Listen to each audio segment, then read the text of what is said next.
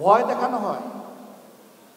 যদি কোরআনের আইন চালু হয় তাহলে মা বোনরা তো ঘর থেকে বের হতে পারবে না। যদি কোরআনের আইন চালু হয় তাহলে যারা অন্য ধর্মের মানুষ তাদের কোনো নিরাপত্তা থাকবে না।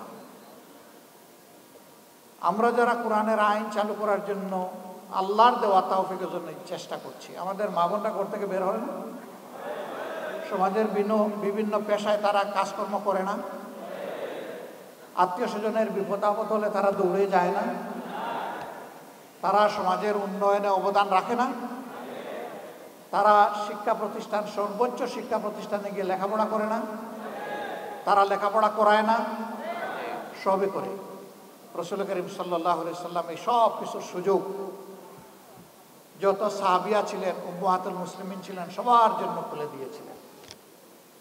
এমনকি চরম ক্রিটিক্যাল মুহূর্তে রাসূল করিম সাল্লাল্লাহু আলাইহি সাল্লাম আহলে রায়দের সাথে বিশেষজ্ঞতার সাথে বসতেন, কিন্তু তিনি ভুলে যেতেন না উম্মাহাতুল মুসলিমিনের পরামর্শ নেওয়াটাও প্রয়োজন, সেটাও তিনি দিতেন।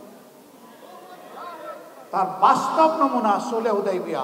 ডিজাইন, এলিগেন্স, বিউটি, সেরা পণ্য সবার জন্য জেভিকো। সবাই কি কর্তব্য বিমূঢ়, আল্লাহর রাসূলও চিন্তিত, কিন্তু আমাদের একজন মায়ের পরামর্শ কার্যকর হয়ে গেল, সমস্ত সমস্যা নিমিষের তরে বাতাসে উবে গেল। আল্লাহু আকবার। This is beauty of Islam. মায়েদের কোনো মর্যাদাই ছিল না, মা হিসাবে কোনো মর্যাদা ছিল না। ইসলাম এসে তাদের হাতে এই মর্যাদা তুলে দিয়েছে। এর চাইতে বড় মর্যাদা কেউ দিতে পারবে না, যতই মায়া কান্না করবে, বরঞ্চ আমাদের সর্বনাশ করবে।